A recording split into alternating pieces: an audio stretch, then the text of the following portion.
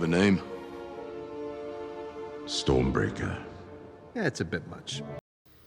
Hello everyone, welcome back to another review video. Today we have the SWTOYS FS033 Valentine 3.0.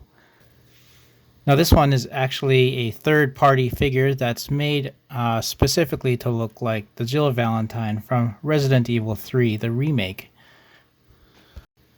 And this is the hidden version, which means it actually has a second body in there with a second head sculpt. It is actually supposed to look like a zombie version of Jill. Before I get into the review today, consider subscribing to my channel. I actually do reviews on a whole bunch of different pop culture collectibles, just like this one. And of course, if you are already subscribed to my channel, thank you very much. I appreciate it. Welcome back. Let's actually get right into the review. Let's have a look at the art box first. First thing you notice when you get this hidden version of Valentine 3.0 is it's actually like the box is a square. It's not the usual rectangular prism box. It's actually a square, and the reason why is it houses two figures in there. On the box, on the front of the box, you actually have the product shot of just the regular Stars Jill Valentine. It doesn't have the zombie version on the front, but it's actually on the back. All other sides other than the back is just black, so I'm not really going to say anything more about it. And back of the box does have the zombie version of Jill. Looks pretty good. Doesn't show any accessories that she's with, because as a zombie you don't really need much. Got a bit of information on the back, mostly just warning, choking hazard, etc. So if you want to give it a read, you could.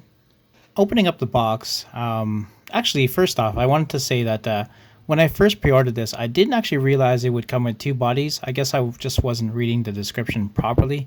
What I thought was it's just going to have a regular Jill body with a head sculpt, and then just come with kind of like a switch out head, a switch out a shirt, and that's it.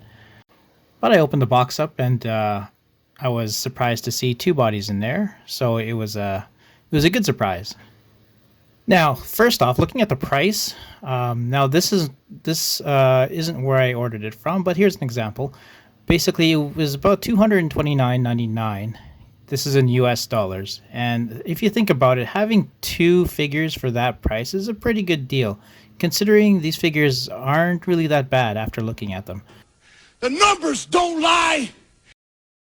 Let's start off with some accessories. There's a few accessories here for both figures. Let's go through them. First off, you have this little plastic baggie. It's got inside two smaller items. It actually has a Raccoon City Police badge, and also a light that you can attach onto Jill's holster. So they're really tiny, that's why they're in the bag, but from the looks of it, they look really detailed. And then you kind of have this severed arm. Barney, not you too! I'm not a zombie, but hey, when in Rome! I guess it's supposed to be for the zombie Jill. Pretty cool details on this arm. I do like the way the slashes and cuts in there are they look kind of wet and shiny. So it's got really great paint applications on here. Sculpting on it is really good. I do like the way the cuts are sculpted in here. They really do look like real cuts, and it really does look like a real hand. Alright, next up you have a map of Raccoon City. Can't really see myself posing either figure with a map of Raccoon City, but it is here. It is just printed on one side, the other side is just blank. Kind of a cool thing to have. Don't really know if I'll be using it, but it's here. Next up, it's weird. You have a bunch of shotgun shells, and yeah, they are sculpted really nice and painted really nice. Again, don't really know how I'll be using them. But again, they are here for you if you do need them. Next up, we have Jill's weapon of choice. It is a G19. Sculpted really well. I do like how there's two different paint applications on there. There's actually a black and then a silver, kind of like a gunmetal silver. Looks really nice. Great sculpting on there. Looks almost like a real handgun. All right, and then we have a shotgun. This is the M3, I believe it's called. I do like the weathering on here. It's got some nice dark paint, and it looks kind of shiny. And it's got the brown handle on there. Now it does look like it's got a couple of loops that you can have kind of like a strap. It's kind of funny that it doesn't come with a strap or anything, but it does have the hoops for it. That's kind of interesting. Oh well. You can move the slider back and forth. I would have thought that you'd be able to load the shells into this shotgun just for kind of like an effect. But as you move the handle, it doesn't really open up or anything, so there is nowhere to put these shells. Here we have a knife sheath. It is plastic. There are parts in there that's kind of like a soft plastic, or maybe a full leather on here. It almost feels like it has all three: the hard plastic, the soft plastic, and the full leather. And here is a knife for Jill. Nicely sculpted, nicely painted. Very simple. You can certainly insert the knife into the knife sheath.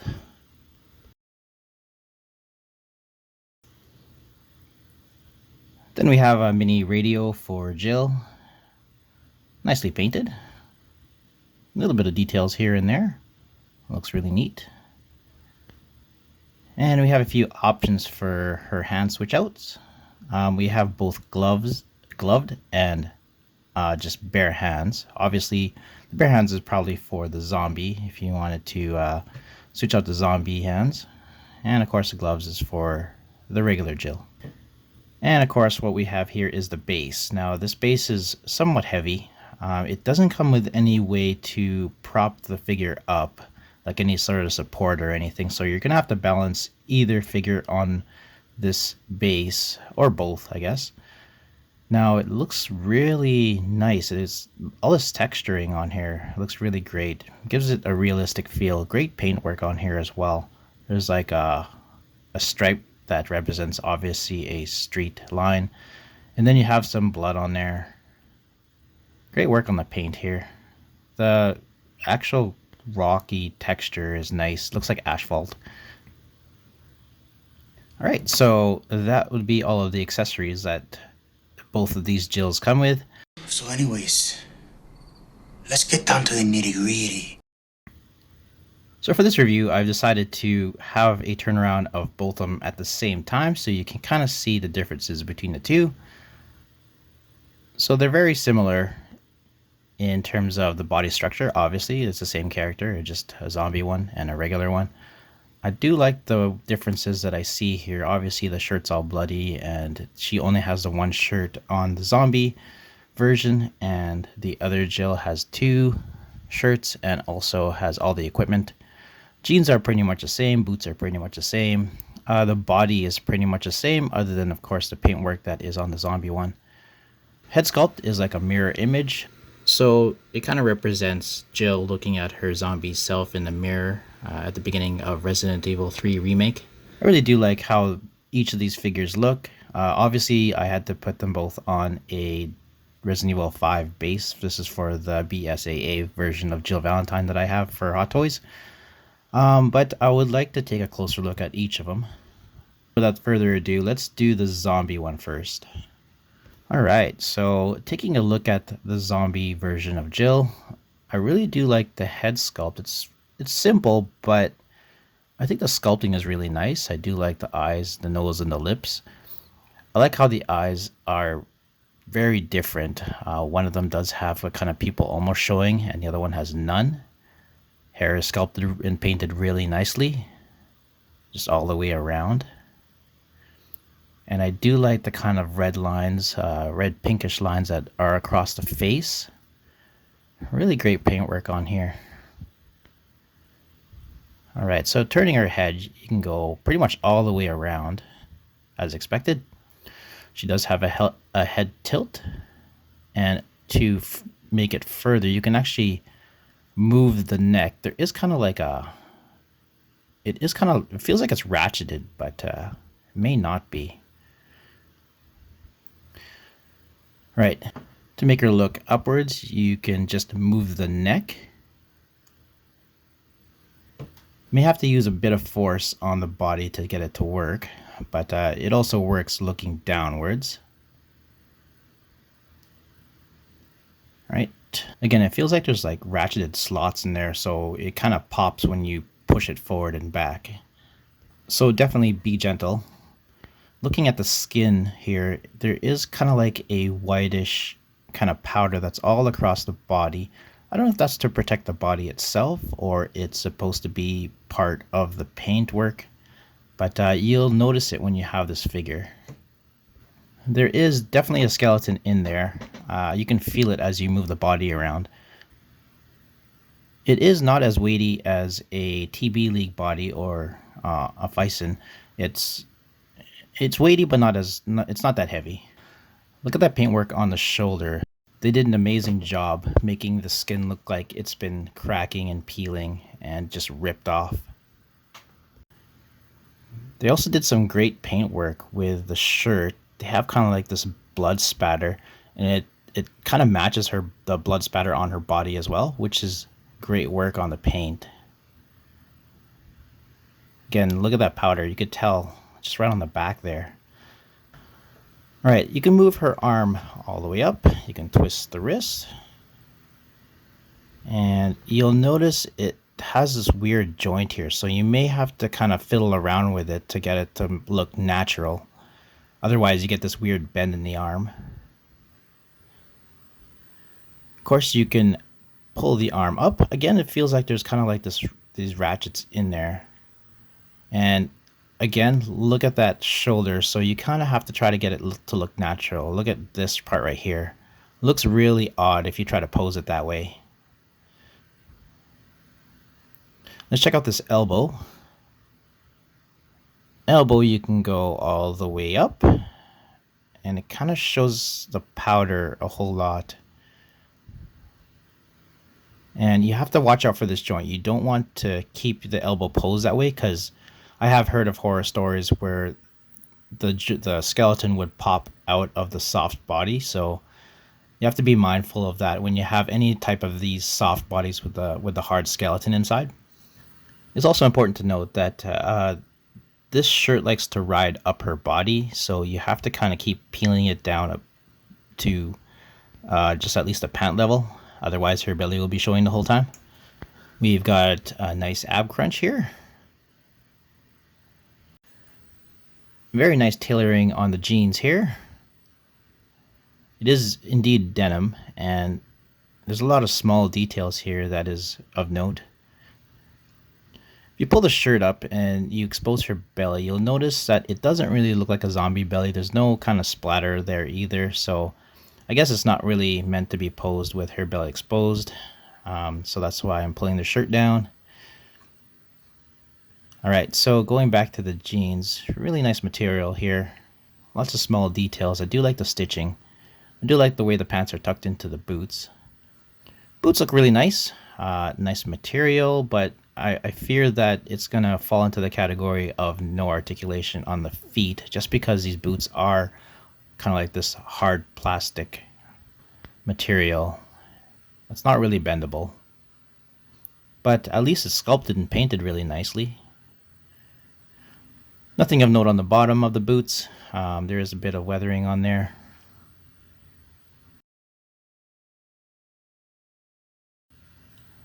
Checking out the articulation on the leg with the jeans on, of course. Actually, it's got pretty good range of motion. You can pull the leg all the way up, and the knee can go back pretty far. So no issues there. You can get her posed in a lot of good poses this way.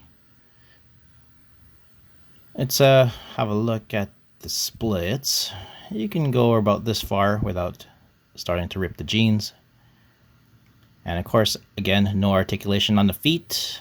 You can twist them, but there's no rocker either. You can't point it up or down. So that's kind of unfortunate.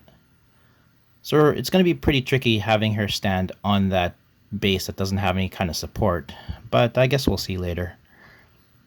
Alright, so let's take a look at the regular Jill.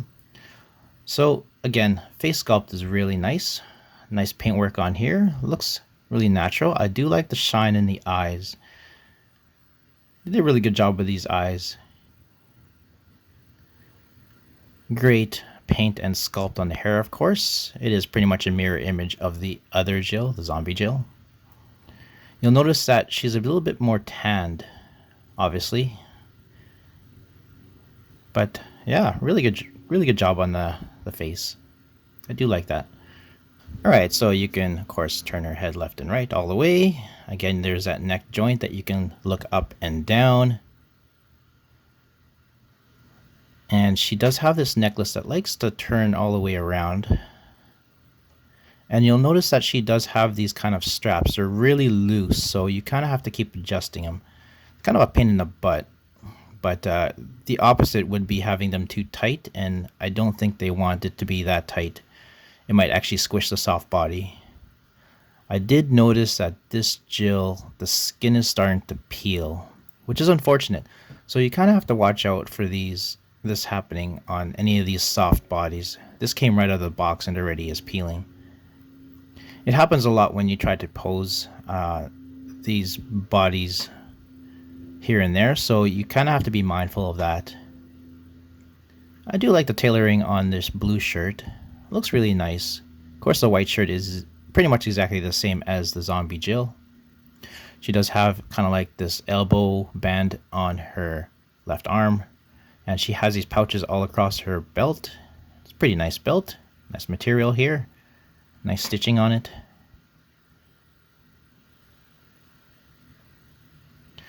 Range of motion is pretty much the same as the other Jill, so I'm just going to quickly go through. So, of course, you can go all the way up. Again, look at that joint. Looks really weird, and it is peeling. And, of course, you can go all the way out that way. The twist on the wrist is not as significant as I'd like. And also, there's a kind of like a line forming on that arm, which, you know, I'm kind of mindful of. Elbow, of course, can go all the way up. You have to watch out for that elbow joint protruding from there if you keep it up too long. And yeah, again, pretty good range of motion for this figure as well. You've got, of course, an ab crunch. And again, there's that arm band. She does have a leg holster for her gun. It's nice that it's already attached and you don't have to do any equipment attaching, just like the hunk figure that I got. Really nice denim on the jeans, nice stitching on there. Again, we have these boots that have no articulation, unfortunately. But still, painted really nicely and sculpted really nicely. Splits again, not too bad. And again, you can pull her leg all the way up. No issues. You can bend and twist the knee. Pretty good range of motion there. So I expect to see a whole lot of great Jill poses. You can twist the boot. No rocker.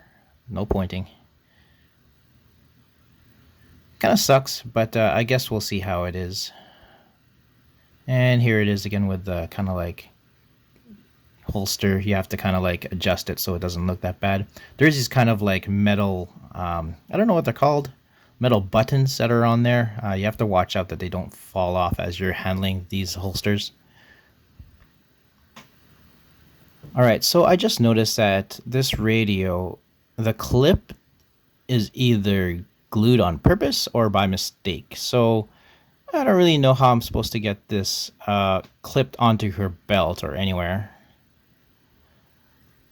Like, for example, this knife sheath does have a clip, but it is soft. I don't really know how well it'll stay on her belt. Here it is attached to the belt, and you can slide her gun just right in her leg holster, just like this. Slides in nice. Now, I do notice these pouches, and I'm wondering, it looks like it's glued on, so I don't think they're really functional as pouches. I don't really want to remove it and just remove the glue, so I'm just going to leave it alone. Okay, so attaching the light is very simple. It does have a clip. It's very tiny, so you just have to gently put it on her. Just right on the holster on the left-hand side. There we go. So it's clipped nicely. And you also have that badge. Now it's kind of like the soft rubbery plastic. And again, it's got kind of like a clip that's soft, so I don't know how well it'll stay. Let's do some size comparisons here. So here we have the regular Jill on the left, and then we have zombie Jill on the right. Obviously, I had to borrow some stands just to get them standing together. But yeah, here's both of them with a Pepsi can in the middle. So pretty good height on each. Again, they're both about 12 inches. Here they are together without the Pepsi can. They look really good together. I'd like to see them both on the shelf. So let's have some shots of them both, just in separate scenes. Here is Zombie Jill attacking that Eckhart Studio Grim Reaper that I had reviewed just a little bit ago. Looks like a pretty cool scene. It's nice having them being so posable that you can create scenes just like this one. Now it is possible to get her balanced onto that base without any supports. It is tricky, especially with those boots, but it is possible. Here is the regular Jill also balanced on that base without any supports. So it does work, but you just have to put a little work into it. Here's another pose with zombie Jill. It is kind of neat having to pose her in a zombie style pose where she's kind of hunched over and either walking or creeping forward with her arms kind of dangling. It's kind of cool that this body that they chose allows you to have them posed in such a way that kind of like the neck is protruding out, the ab crunch kind of bent, so she's kind of leaning forward. And on the opposite of that, it's kind of nice having this awesome Resident Evil 3 Jill with some nice poses with her weaponry looking all ready to go. It is kind of refreshing to have this many Resident Evil figures coming out in a short amount of time. There's been a lot of figures that have been emerging. There's a whole lot of these different types of Jill from Resident Evil 3 Remake, for example. There's a lot of options that you could have, and it's nice. I do want to note, like I've mentioned it before, but the wrist articulation isn't that good. You can twist it around, but you can't really bend it back and forth. But you can't really bend the wrist inward. Again, and also I also have this line that's on the arm here that's kind of permanent. I do have to note also she has this kind of gun holster, but doesn't seem to fit any weapons. You try to put this gun in there and it doesn't fit. Also of note, like I mentioned before, it's weird having no kind of way to clip on that radio. And the other three items, the knife, the light, and the badge, just keeps falling off of her just because the clips are soft plastic and they just kind of fall off. I kind of wish they were hard plastic, then it would just clip on properly, but yeah. I said it before, no kind of ankle articulation or anything, so it makes posing a little bit difficult. Two more things to point out again. Watch out for peeling of the soft body, and also you kind of have to readjust that gun holster that's around her shoulders here and there as you pose her, because it is really loose. Also, is it just me, or are these arms extremely thin? I feel like she should have a little bit more muscle tone on those arms. They're just kind of like these straight kind of pulls, and I feel like they should have a little bit more muscle tone. Maybe if they were thinner around the wrist and a little bit thicker around the elbow. It just seems really odd to me. These two figures together are a pretty good deal. You get two great figures with somewhat of a low price compared to other high-priced, high-end figures, and with so many different versions of Resident Evil 3 Remake Jills that have been popping up recently. I'm glad I chose this one. I believe this one is, I would say it's above average. You pretty much come with two figures that are ready-made for you to pose, and there's enough accessories that'll keep it interesting. Posability on these figures are really good, other than the boots. All in all, I was happy to add these two to my collection of Resident Evil figures. I know there are a whole lot of Resident Evil 1-6 fans and collectors out there that have been waiting for Resident Evil figures to come out, and I think it's finally time. There are a lot of third-party studios that are stepping up and creating these great figures and releasing them, and I couldn't be happier.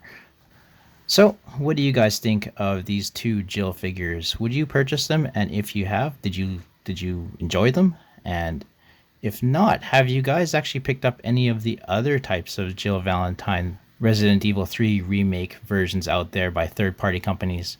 Let me know in the comments.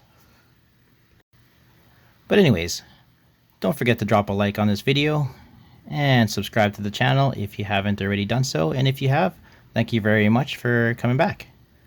I will see you guys next time. Thanks a lot. Bye-bye.